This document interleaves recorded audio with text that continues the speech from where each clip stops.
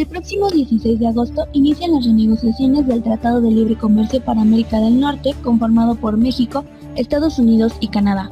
El Tratado de Libre Comercio de América del Norte, TLCAN, o NAFTA por sus siglas en inglés, es un conjunto de reglas que México, Estados Unidos y Canadá acuerdan para vender y comprar productos y servicios. El tratado consta de un preámbulo y 22 capítulos agrupados en 8 partes. Objetivos: eliminar barreras al comercio, promover condiciones para una competencia justa, incrementar las oportunidades de inversión, proporcionar protección adecuada a los derechos de propiedad intelectual, establecer procedimientos efectivos para la aplicación del tratado y la solución de controversias, así como fomentar la cooperación trilateral, regional y multilateral. El Tratado de Libre Comercio de América del Norte se firmó el 17 de noviembre de 1992 y entró en vigor el 1 de enero de 1994. El contexto de la renegociación es complejo. El próximo año en Estados Unidos habrá elecciones al igual que en México, con la diferencia de que aquí se cambiará la presidencia de la República. Esta semana en También Opinamos, Ingrid Pineda y José Luis Medina entrevistan al Dr. Gustavo Vega, quien es secretario general del Colegio de México. Además, es experto en la materia al escribir un libro sobre el TLCAN. Fue nombrado por el Gobierno de México como miembro de la lista de expertos de entre los cuales se conforman los comités evaluadores de las pautas de conducta en la aplicación de las legislaciones de México, Estados Unidos y Canadá en materia de seguridad e higiene y otras normas técnicas laborales dentro de los términos del Acuerdo de Cooperación Laboral de América del Norte, entre otros nombramientos del Gobierno mexicano en la materia. ¿Qué tal? Sean bienvenidas y bienvenidos a También Opinamos. ¿Cómo están? Nos da mucho gusto saludarlos desde el Colegio de México, donde hoy conversaremos con el doctor Gustavo Vega, quien es secretario general del Colegio de México. Doctor, ¿cómo está? Y profesor del Centro de Estudios Internacionales, vale la pena. Y también profesor. Sí, también. Y egresado de Prepa 4 y universitario también de la UNAM. Universitario de todo corazón, sí. Y muy bien estoy, gracias por la entrevista, con todo gusto. Gracias a usted. Gracias.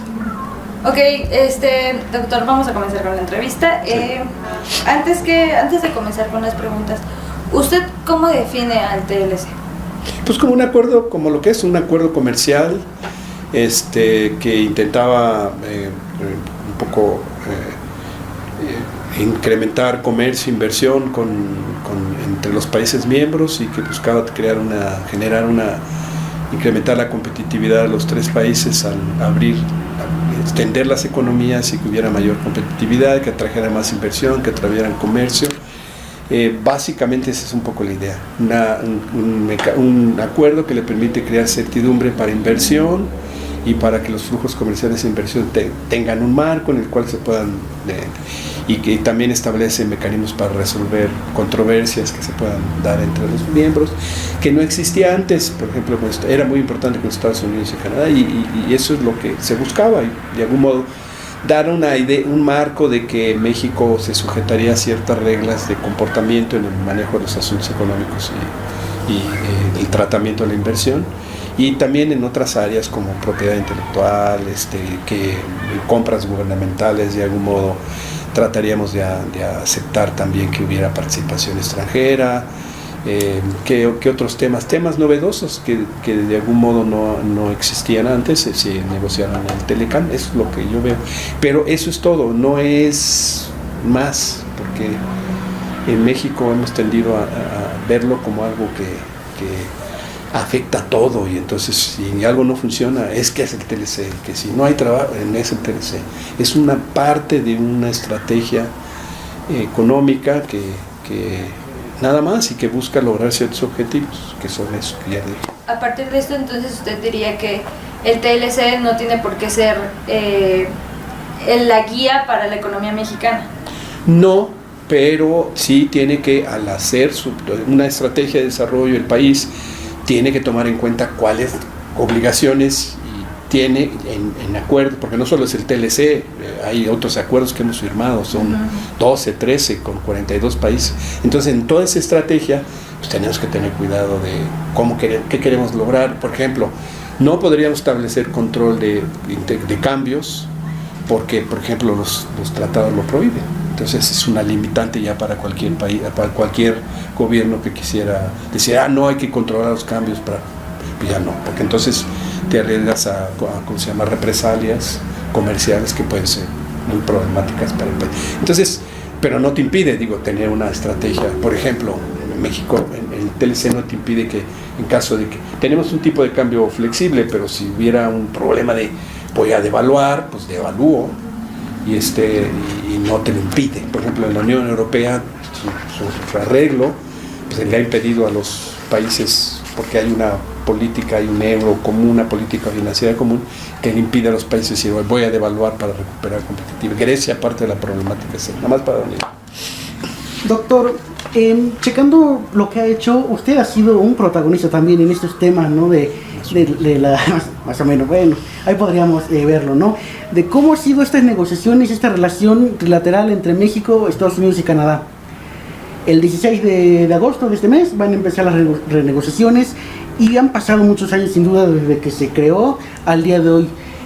Sin duda algo se está renegociando porque estaba algo fallando, pero a esta distancia, a este tiempo, ¿cómo ha visto al Telecán? ¿Todavía es vigente? ¿Todavía sirve? ¿Qué está pasando con él? No, es tan vigente que, insisto, que no podríamos adoptar políticas que quisieran en contra del TLC. Entonces el TLC es como el marco jurídico que nos regula en muchas cosas, porque ya lo aceptamos como tratado y está por encima de la Constitución incluso.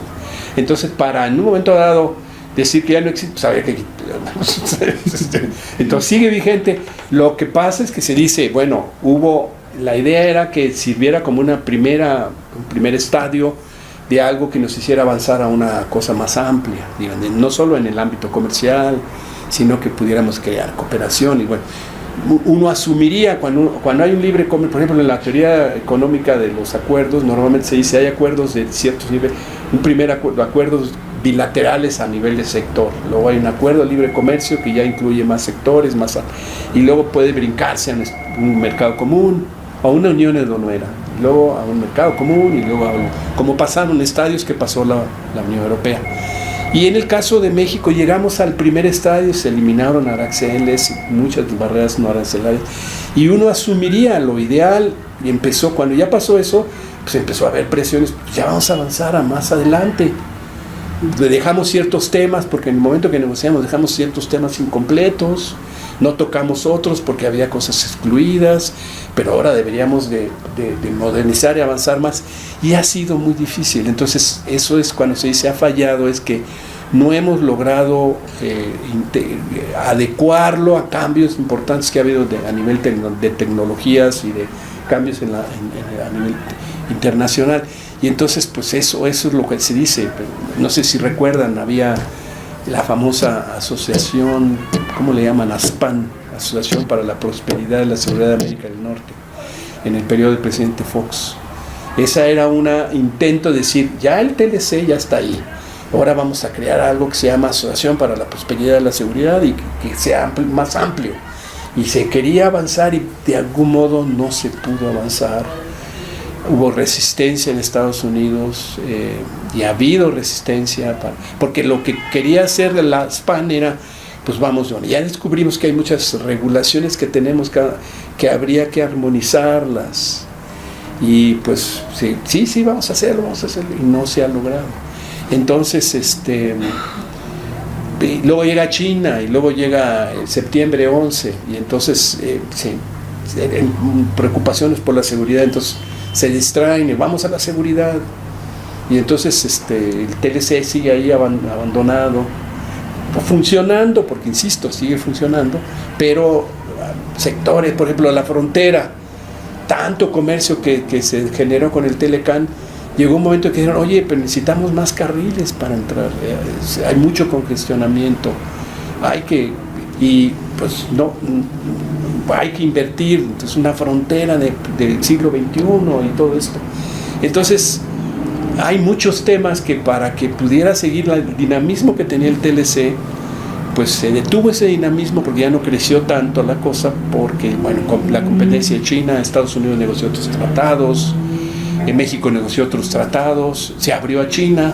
Por ejemplo, China es ahora nuestro segundo socio comercial en términos de importaciones, no es Estados Unidos. Es nuestro primer socio comercial como para las importaciones de México. Importamos más de China que de Estados Unidos. Es muy importante. Entonces, Entonces, ¿qué queremos hacer para recuperar dinamismo? Era un poco la pregunta que nos habíamos estado haciendo. Luego el tema de comercio electrónico, que ya hay comercio electrónico con las nuevas tecnologías, no hay un capítulo en el TLC. Entonces es esa presión que ha hecho que digamos hay que modernizar. Para dar una respuesta. Entonces sí sirvió, sigue sirviendo, pero de manera limitada, que habría, para que pudieras tener el mismo dinamismo que tuvo en su primera etapa, habría que hacer cambios y habría que hacer reformas para, si es que queremos, porque al final de cuentas no queda claro. Doctor, al inicio de esta pregunta precisamente decía algo que me llamó mucho la atención, de que Telecán inclusive estaba por arriba de la Constitución. Déjeme preguntarle esta parte que creo que nos parece importante, en el sentido para entender y ampliar más este comentario que hizo. ¿Por qué se da esto? O sea, ¿por qué podemos decir, o mejor dicho, de lo que usted dijo, ¿por qué se da? ¿Qué? De que el Telecán esté por encima de la Constitución. Bueno, todos los tratados internacionales que firma México están por encima de la Constitución. Los arreglos que tenga otros tipos de... El del Telecue también está por encima de la Constitución. Todos los que firmamos están por encima. Porque hay países que para poder aceptar un tratado primero lo pasan por debajo de la... Pero hay otros que dicen, no, sí, para que dar una confianza al resto de los otros países lo tenemos al mismo nivel o por encima para que se entienda que vamos a cumplirlo. ¿Y cuál era la idea? Que cuando se negoció el Telecán, acababa de pasar un periodo de mucha crisis en México.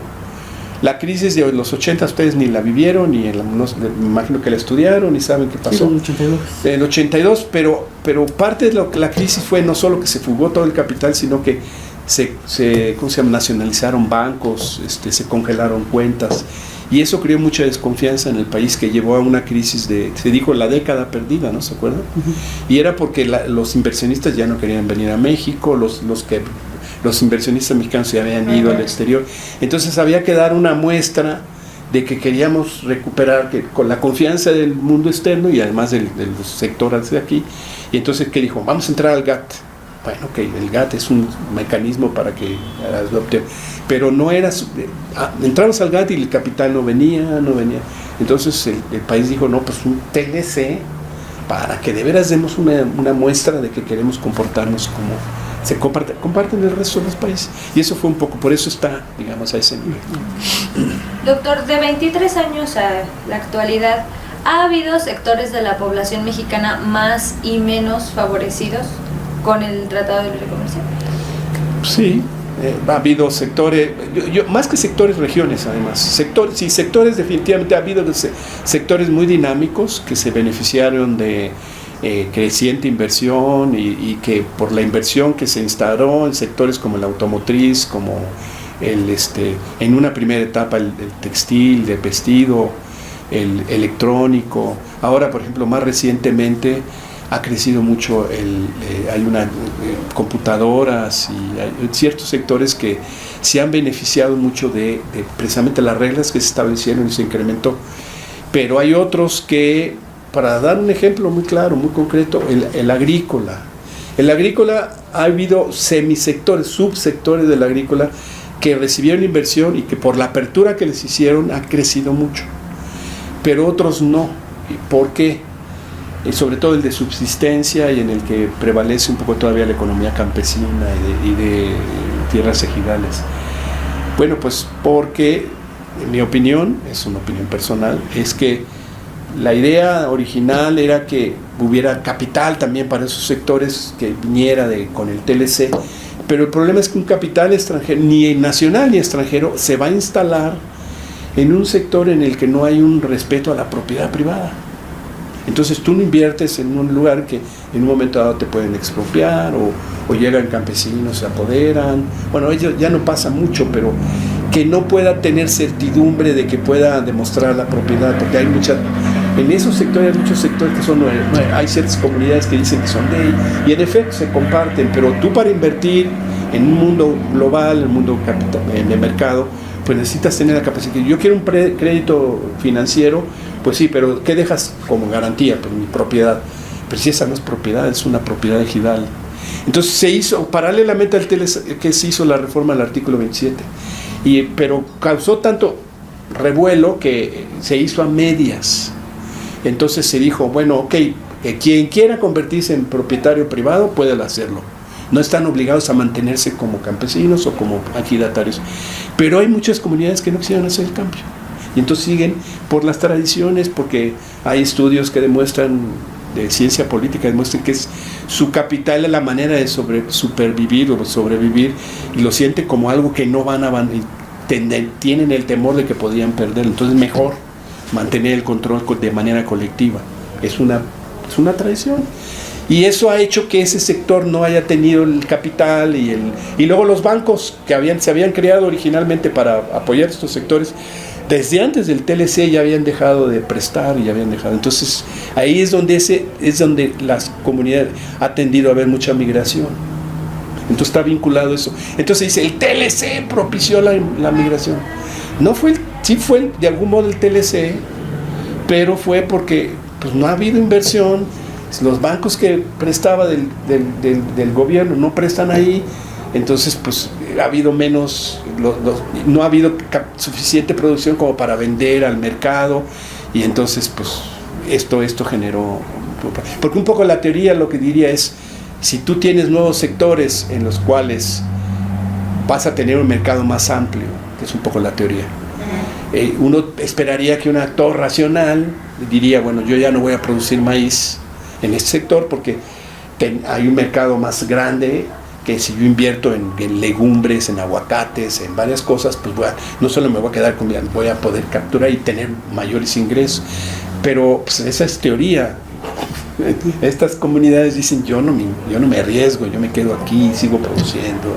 Y hay los estudios sobre cómo operan, cómo funcionan, es que se dividen hay algunos que se van emigran, otros que mantienen la parcela, otros que se van a las ciudades, tienen todas estrategias de supervivencia. Entonces eso de repente no lo captura la teoría económica, ¿no? Como ellos creen. Entonces hay que tener una política especial para ellos, y no se ha tenido. Entonces se abandonó, se mantuvo, y entonces ha crecido muchos ciertos sectores.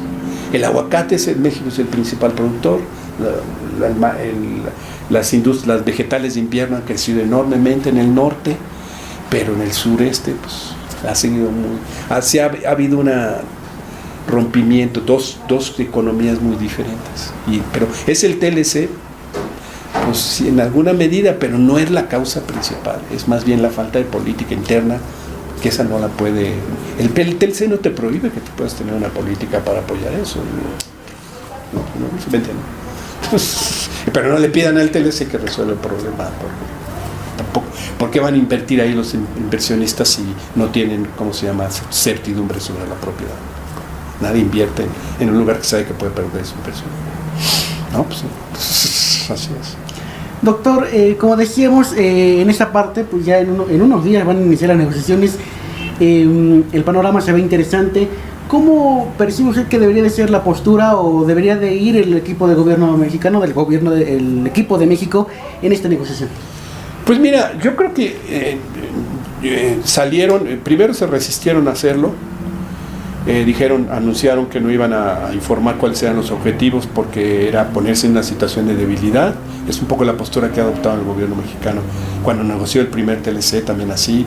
Y si nos ponemos, entonces estamos como si estuvieran jugando baraja, abrimos nuestras cartas y entonces pues ya ¿qué negocias? Entonces mejor te las guardas y juegas aquí, y luego si tú abres una empieza a haber gente que se opone, entonces de repente ya pues, te ves obligado a cambiar, entonces no permites una negociación en que puedas jugar con diversas fichas. Es un poco la visión que ellos tenían, pero como así no operan con los contrapartes, pues Estados Unidos ya anuncia, hay conferencias, citan a los grupos y todo el mundo opina. Nosotros también cuando negociamos el primer TLC copiamos eso, supuestamente consultamos, lo hicimos en el Senado, etcétera. Entonces pues la idea es que esas consultas te guíen sobre qué quieres en la negociación. Entonces, y yo creo que sí, en esas consultas que ha habido, ya probablemente ha habido posicionamientos de sectores privados, sectores de todo tipo, pero ya sacaron unos. Y entonces yo creo que lo que sacaron es muy claro, no podemos entrar en mucho detalle, yo creo que más o menos los conocen. No estamos de acuerdo con algunas de los posicionamientos de Estados Unidos. No vamos a aceptar que se vincule que un TLC con el hecho de que tengamos que pagar un muro, por ejemplo. Eso no lo vamos a aceptar. No vamos a aceptar que haya un acuerdo de libre comercio que la idea es que es para liberar y hacer y regresar para atrás, es decir, que se restablezcan aranceles que ya se habían eliminado. Y parece que Estados Unidos dice que sí quisiera un acuerdo en que pudiera haber esa posibilidad. Ahora, no queda claro qué es lo que están proponiendo. Bueno, sí queda claro. Han dicho, si no se logra algo, yo pongo un arancel de 35% a las exportaciones mexicanas. Eso sería iniciar una guerra comercial, porque México no lo va a permitir. Primero, porque violaría el TLC y porque no lo va a aceptar en una nueva negociación.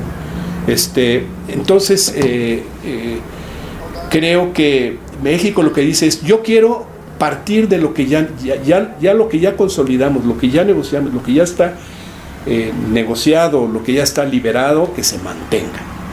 Y vamos a buscar áreas en las que nos podamos mejorar para recuperar competitividad. Es un primer objetivo, lo dicen muy claramente.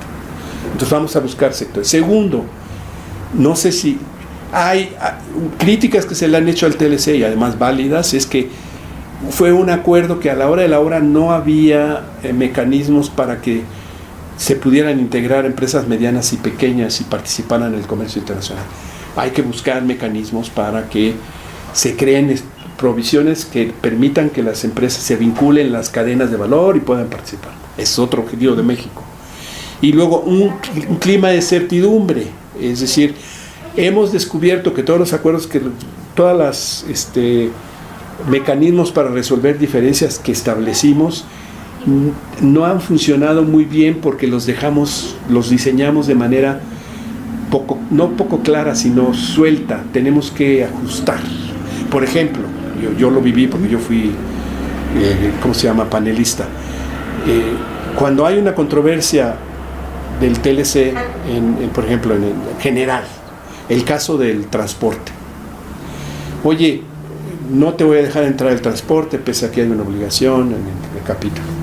Oye, ¿por qué no me lo vas a dejar entrar? Porque yo pienso que tus camiones no cumplen con las medidas de seguridad. Oye, pero en el TLC no nos obligamos a que yo tenía que cumplir con las medidas de seguridad para poder entrar. Tú me diste acceso sin condiciones y yo te lo doy, pero tú dámelo también. Pues no. Oye, pues vamos a consultar. El primer paso que dice el mecanismo es, vamos a hacer consultas, vamos a tratar de resolverlo. ¿Dónde? En una comisión de comercio que se establece, que hay en el TLC. Se reúnen. Oye, pero ¿cuándo dijimos? A ver, minutas, nunca dijimos que teníamos que cumplir. Pues no, entonces, ¿qué hacemos? Hay que crear un mecanismo, un panel, es decir, un tribunal arbitral que se estableció, que consiste en que haya miembros expertos de Estados Unidos, expertos de México, que les presentes el caso, dice, estas son las cuestiones, esto es lo que dice el TLC, esto es lo que dice Estados Unidos, lo que dice México. Analícenlo, revísenlo y tomen una decisión. Y entonces lo que hace el panel es decir, Estados Unidos con esta decisión está violando el TLC y creemos que debería tomar acciones para cumplir con él. Muchas veces da ideas de cómo quieren que se tomen las acciones, pero no cumple con el TLC. Entonces, y entonces Estados Unidos pues ya dice, pues sí o no, pues decidieron que no iban a cumplir y siguieron con el caso. Entonces México, México pues dijo, bueno, es un tema vamos a negociar y siguieron negociando, yo creo que por las crisis que hubo después del TLC y todo, hasta que llegó un momento que dijeron, ya estamos, además porque ciertos gobiernos dijeron, sí voy a cumplir, pero luego un grupo de interés que eran los famosos, Teamsters, iniciaban casos y frenaban todo, y luego llegó hasta la corte, entonces fue pasando el tiempo. Entonces lo que queremos, ese es un caso, y hay otros mecanismos igual. El caso peor es azúcar. Igual, oye, no te voy a dejar pasar el azúcar porque no sé qué, había unas cartas, había un problema. Bueno, pues vamos a crear un panel. Entonces, a ver, ¿cuál es el mecanismo? Vamos a crear, en tal plazo de tiempo, yo nombro mis panelistas y en otro plazo tú los nombras. Pues ya los van a nombrar. Y dejaron de nombrar. Y no hay una disposición que diga qué pasa si deja de nombrar en un país. Entonces, podrías tomar represalias, pero yo creo que lo que se requiere, si de veras tienes compromiso, es que hubiera a lo mejor una provisión que dijera automáticamente se nombran un mecanismo independiente, nombra a los panelistas, como hace la OMC. La OMC ha sido tan exitosa para resolver disputas porque lo que pasa en la OMC, y se acordó por todos los países, es que si con ese sistema igualito que el TLC de paneles, si un país presenta y el otro dice, y uno no nombra en el plazo, automáticamente la comisión de la OMC nombra a los panelistas y los otros se tienen que aguantar, y entonces va avanzando todo el procedimiento. Aquí falló. Entonces yo creo que ahora lo que necesitamos es ajustarlo, resolverlo, etc. Y luego quieren eliminar el capítulo 19. Yo creo que eso no conviene, es un capítulo muy importante para México. En fin, lo que México debe ser es, vamos para adelante, es lo que quiere México, y no para atrás.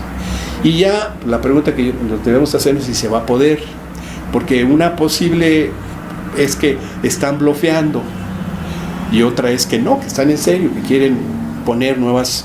Hay una cosa que se llama salvaguardas, que es que a ellos les preocupa que hay sectores que luego tienen muchas, importaciones, y lo que quisieran es poder cerrar el sector, poder restablecer aranceles por un tiempo para que el sector recupere competitividad. Eso no es nada nuevo, eso está en la OMC, también está en el TLC. Había una cláusula que se llama salvaguarda, pero ya expiró. Ellos quisieran restablecerla. Pero entonces, bueno, ya es regresar un poco al pasado. Pues sí, ¿para qué queremos una nueva cláusula cuando hay algo en la OMC que también podrías usar si tienes un problema de que hay una inundación de importación? No entenderíamos por qué quiere una especial en el TLC. Entonces, ese es otro tema. ¿Qué más te puedo decir? Ahora, por otro lado, hay muchas coincidencias. Hay coincidencias en que necesitamos un capítulo en comercio electrónico. Hay coincidencias en que hay que renovar, por ejemplo, en cuestiones de medio ambiente y trabajo, los acuerdos paralelos también fueron diseñados de tal manera que no funcionan muy bien, entonces ahora se quiere modernizarlos. En propiedad intelectual hay nuevos temas en propiedad intelectual que Estados Unidos tiene interés en que se metan en un capítulo, y México también. En eso hay temas álgidos, por ejemplo, mecanismos genéticamente modificados se deben de permitir libremente para exportaciones y todo. México, hay gente que dice que no, pero México hasta ahora los acepta. No hemos visto que no producen nada especial, no es que afecten la salud. Pero hay países, por ejemplo, que no están convencidos, como los europeos. En la negociación que Estados Unidos tiene con Europa, que está suspendida, por cierto, uno de los temas que frenó las negociaciones es que Estados Unidos quería liberar eso, y los europeos decían que esos quedaban fuera, y entonces Estados Unidos dice, pues no, porque para mí son productos muy importantes, y ellos dicen, sí, pero para mi población les tienen miedo. Y normalmente en el comercio internacional lo que se dice es lo que se demuestre científicamente. Tú puedes poner una barrera técnica debida a la salud cuando se puede demostrar científicamente que de veras causan un daño, y lo que arguye Estados Unidos es que no causan un daño, y los europeos dicen, pues no me importa que no causen, a lo mejor no causan, pero no quieren mi población. Bueno, pues entonces, digo, no es de gustos, ¿no? Entonces vamos a ponernos de acuerdo, ¿queremos negociar o no queremos negociar? Y no por gustos, vamos a ver. Entonces es un tema difícil, y entonces hay temas así que se pueden, ¿qué más te puedo decir? Hay, por ejemplo, lo que decía yo, que la Comisión de Comercio de veras funcione, que haya mecanismos eficientes, que también que se abran nuevos sectores, es decir, que haya mayor apertura en telecomunicaciones, ¿por qué no? En sector financiero, ¿por qué no? Y con la reforma energética supuestamente queremos atraer capital, pero hay un TLC que lo impide.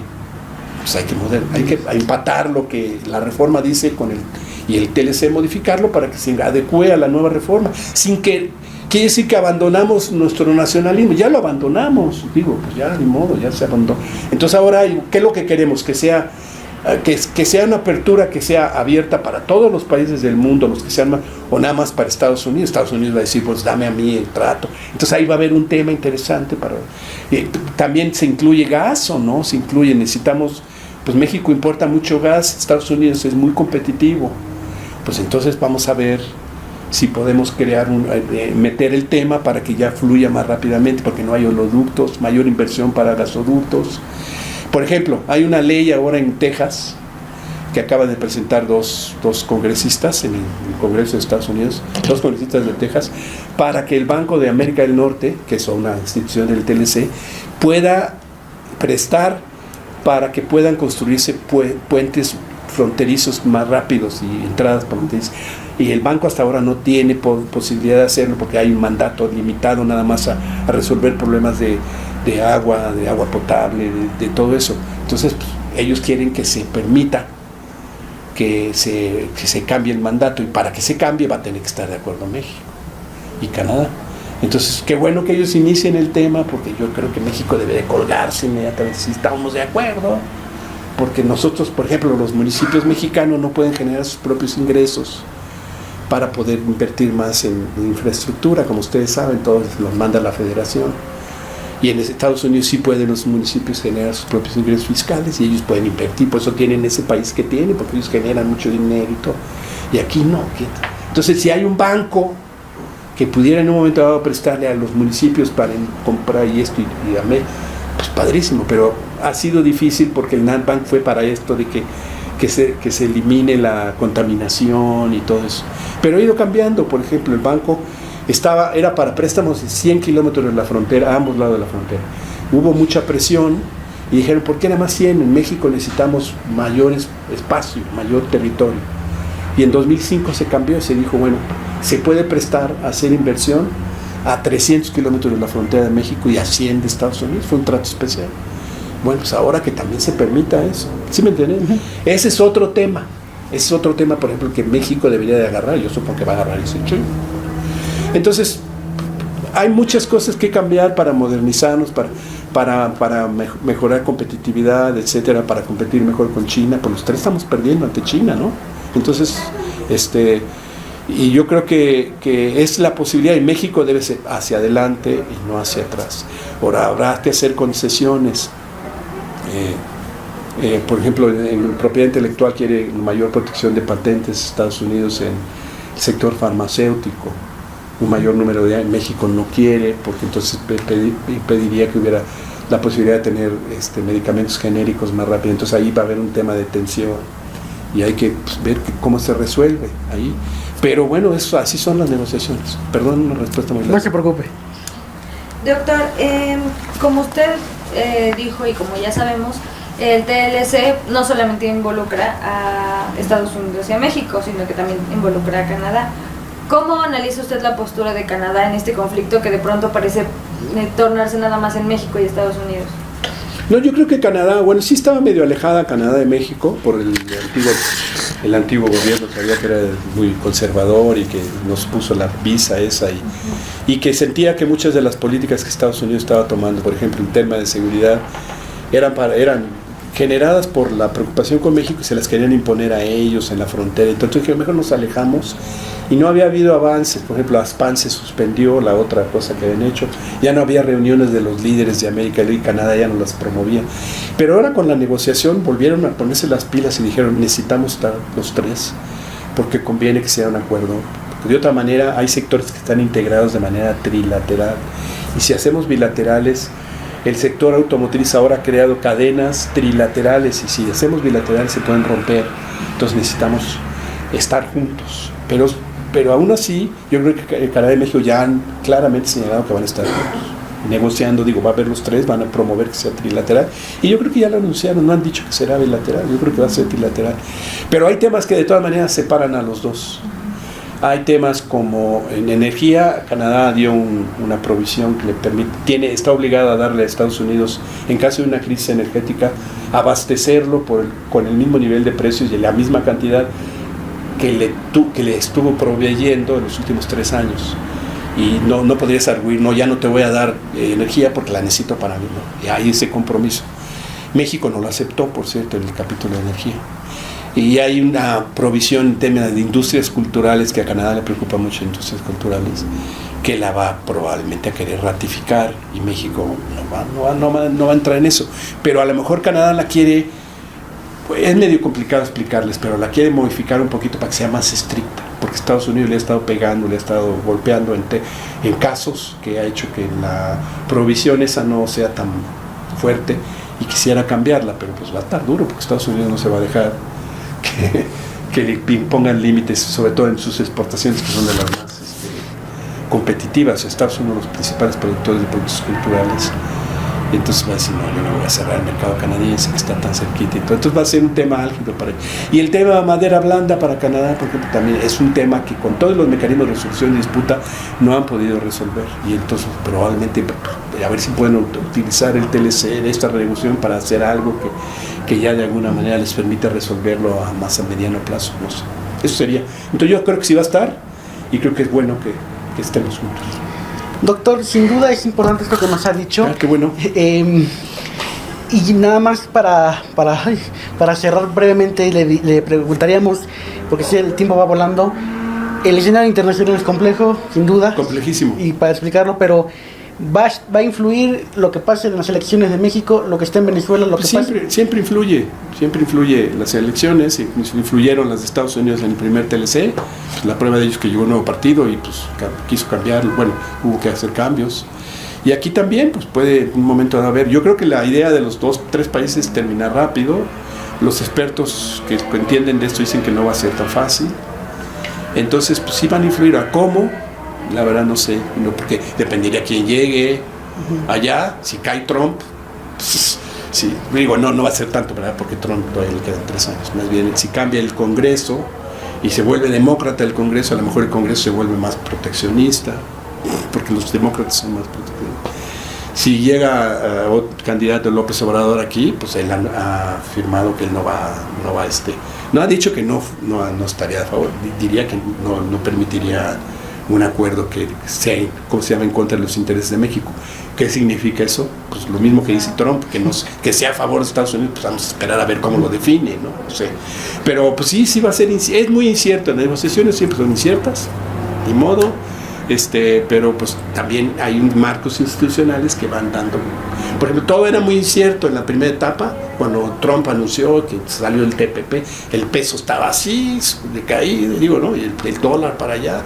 Y luego ya cuando nos dimos cuenta que era muy incierto lo que decía, que era muy incoherente, que daba cambios, en los mercados fueron acostumbrando a Trump y ahora ya en México el peso ya volvió a ganar competitividad, entonces ya estamos más estables y no, que ahora sí, ya no hay antes en las primeras semanas era pum, se caía así, ¿no? Ahora ya no, porque el marco institucional se está imponiendo, ahí va. Pero hay gente que dice, no, va a ser un desastre, nos van a querer imponer hasta no sé qué. Pues el peor escenario es que nos salgamos del TLC. Digo, sí va a estar duro porque pues, vaya a saber de qué la incertidumbre. Dicen que no, pero yo sí creo que sería duro, pero tampoco así que se cae el país, porque hay muchos fundamentos, tenemos otros acuerdos, y el gobierno está haciendo muy bien en negociar rápidamente la modernización del acuerdo con la Unión Europea y con América Latina. Acaban de terminar nuevas negociaciones con Brasil. La Alianza del Pacífico hay que fortalecerla para que hubiera colchones en un momento dado, es decir, ¿no? Y hay mucha inversión, entonces la inversión, incluso que se cayera el TLC, ni modo que se va a ir de la noche a la mañana, hay mucho invertido aquí. Entonces lo que harían las empresas es decir, bueno, pues Estados Unidos, ok, sí, vamos a tener que pagar, ¿qué arancel? Pues el de la nación más favorecida, que no es muy alto. Eso no creo que sea. Lo grave sería que dijera, voy a subir 35% a México, ahí sí. Pero entonces hay una guerra comercial que no solo a nosotros nos va mal, y a ellos también, en ciertos sectores muy grandes. Pues doctor Gustavo Vega, secretario general del Colegio de México, muchísimas gracias por estar aquí. Un placer, fue un gusto verlos. Y bueno, espero que les parezca interesante a todos. Sin duda. Bueno, gracias, hasta luego. Licenciado, ¿qué diagnóstico tiene de México? Muy complicado explicar en poco tiempo. ¿Qué opina usted de esta administración y también en particular en el asunto de acceso a la información? ¿Ha recibido amenazas en los últimos días? Exactamente, he recibido amenazas telefónicas de muerte. ¿Usted creía que en la presidencia podríamos llegar a tener un presidente con el 30% de... Sí, y está en las reglas de la democracia.